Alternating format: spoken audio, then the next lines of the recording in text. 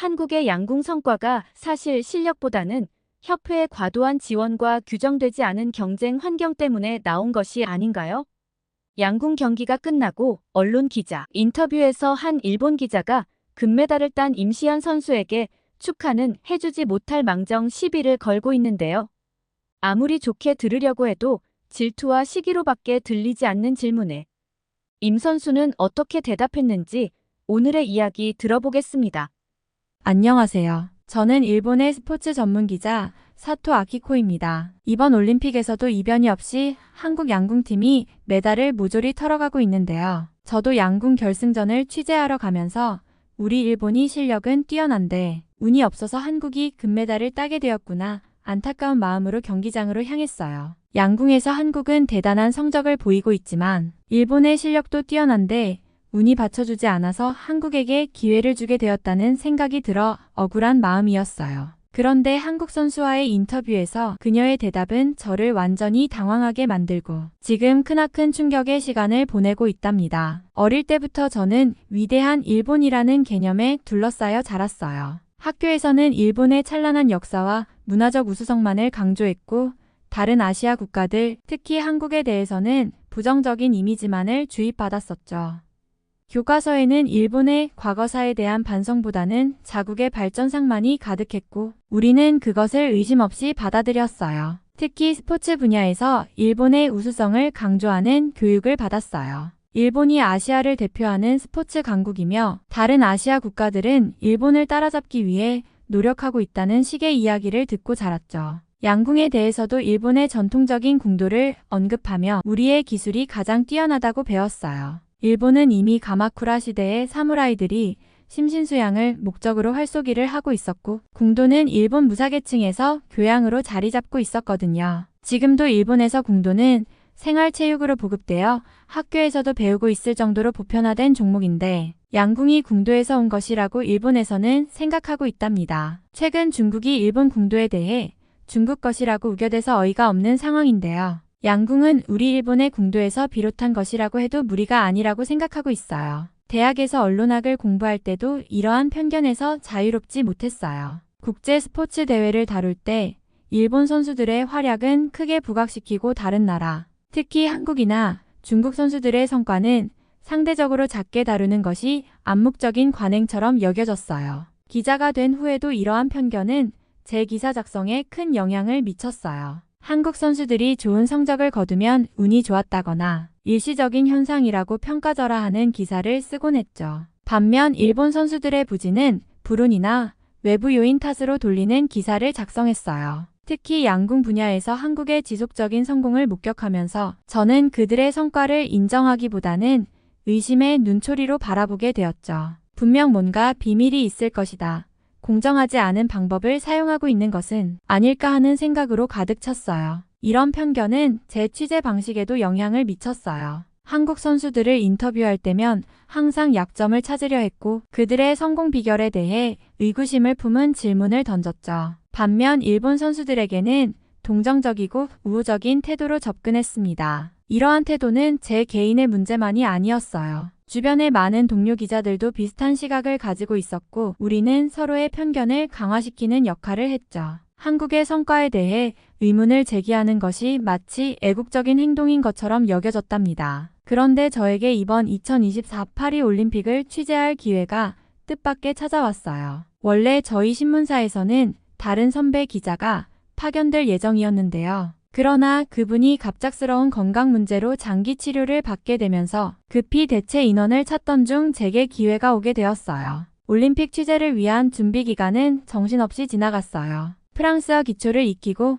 올림픽 역사와 각국 선수들의 프로필을 공부했어요. 특히 일본 선수들의 기량과 전망에 대해 꼼꼼히 조사했죠. 그때만 해도 제 마음속에는 일본 선수들의 메달 획득에 대한 기대와 희망이 가득했답니다. 파리에 도착한 첫날, 세계 각국에서 모여든 기자들, 형형색색의 국기들, 그리고 도시 곳곳에 넘치는 올림픽의 열기, 이 모든 것이 제게는 새로운 경험이었어요. 처음으로 제 시야가 일본을 넘어 세계로 넓어지는 것 같았죠. 선수촌을 취재하면서 저는 다양한 국적의 선수들이 서로 교류하는 모습을 목격했어요. 언어와 문화의 장벽을 넘어 우정을 나누는 그들의 모습에 저도 모르게 감동받았죠. 그러면서도 한편으로는 어떻게 하면 일본 선수들의 활약상을 더 돋보이게 할 수 있을까 하는 생각에 사로잡혀 있었어요. 개막식 날 제 마음속에는 복잡한 감정이 교차했습니다. 일본 선수단이 입장할 때 느낀 뿌듯함, 그리고 다른 나라, 특히 한국 선수단을 보며 느낀 묘한 경쟁심.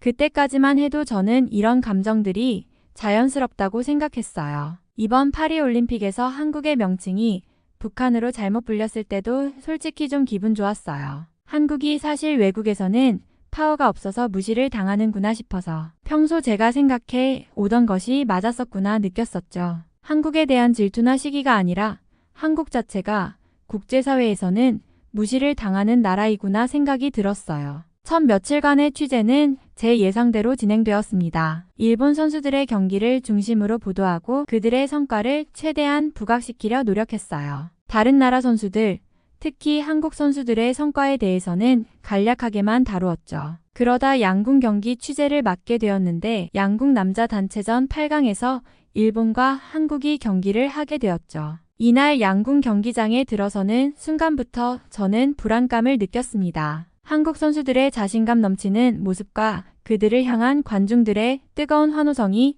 제 귀에 거슬렸어요. 설마 이번에도 하는 생각이 들었지만 한편으로는 이번엔 다를 거야 라는 희망도 있었죠. 경기가 시작되고 한국 선수들의 첫 화살이 관역 중앙을 정확히 강타하는 순간 제 가슴속에서 무언가가 꿈틀거리기 시작했어요. 질투심이었죠. 그들의 완벽한 자세, 흔들림 없는 집중력, 그리고 화살이 관역을 가르는 소리까지 모든 것이 눈부시게 완벽해 보였어요. 한 발, 두 발, 화살이 날아갈 때마다 제 마음속 질투의 불꽃은 더욱 거세게 타올랐어요. 일본 선수들도 열심히 하고 있었지만 한국 선수들과의 격차는 점점 더 벌어져 갔어요. 저는 이를 악물고 손톱을 깨물며 경기를 지켜봤어요. 어떻게 저렇게 잘할 수 있지?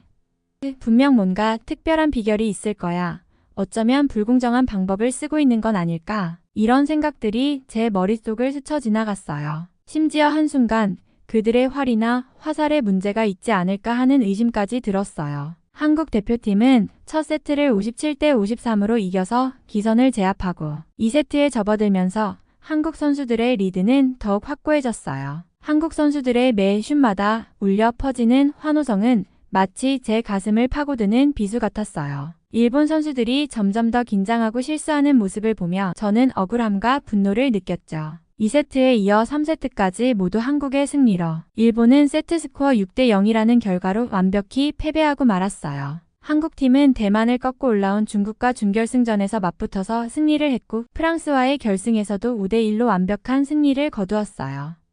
결국 한국이 금메달을 확정지었을 때 저는 그 자리에 얼어붙은 채 서 있었어요. 주변에서는 축하와 기쁨의 함성이 울려 퍼졌지만 제 귀에는 그저 소음으로만 들렸답니다. 시상식에서 태극기가 올라가고 애국가가 울려 퍼질 때 저는 그 자리를 빠져나와 화장실로 향했어요. 화장실 거울 속 제 모습은 참담했어요. 얼굴은 홍조를 띠고 눈은 질투와 분노로 충혈되어 있었죠. 하필이면 한국에 지다니 분한 마음이 들었어요. 그날 밤 호텔 방으로 돌아와 기사를 쓰면서도 제 마음속 질투심은 가라앉지 않았어요. 자판을 두드리는 손가락은 여전히 떨리고 있었고 화면 속 문장들은 객관성을 잃은 채 한국 선수들의 성과를 깎아내리려는 의도로 가득했죠. 양궁은 남자 단체전뿐 아니라 여자 단체전에서도 한국이 우승을 하였고 남녀 혼성 단체전까지도 한국이 금메달을 땄다는 소식을 들었고 한국의 임시현 선수는 이번 올림픽에서 금메달 3관왕에 등극했다는 소식을 듣고 너무나 부러운 마음이 들었어요.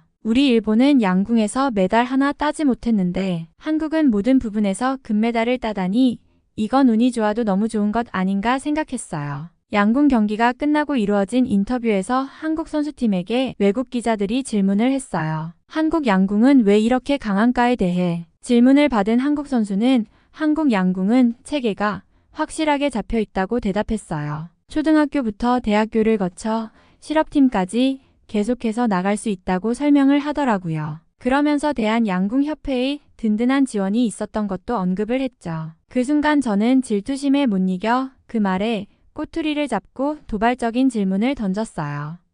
한국 양궁 선수들이 국제대회에서 좋은 성적을 내는 것은 인정하지만 한국의 양궁 성과가 실력보다는 협회의 과도한 지원과 규정되지 않은 경쟁 환경 덕분이라는 시각도 있습니다. 이에 대해 어떻게 생각하십니까? 순간 인터뷰실의 공기가 얼어붙었습니다. 다른 기자들이 놀란 표정으로 저를 쳐다보았고 임시현 선수의 눈빛이 변했습니다. 그녀는 잠시 침묵했다가 천천히 입을 열었어요. 그런 시각은 매우 편협하다고 생각합니다. 우리의 성과는 피와 땀으로 이루어진 노력의 결과이며 공정한 경쟁을 바탕으로 한 것입니다. 라고 이야기하며 저를 강한 눈길로 응시를 하더라고요. 그리고 덧붙였어요. 스포츠는 결과로 말하는 법이며 대한민국은 그것을 올림픽에서 결과로 보여주고 있습니다. 저는 임시현 선수의 대답을 듣고는 혼란스러움을 느꼈어요. 그리고 임시현 선수에게 부드러운 카리스마가 느껴졌어요. 일본이 한국에 뒤떨어진다는 사실을 인정하기 싫어서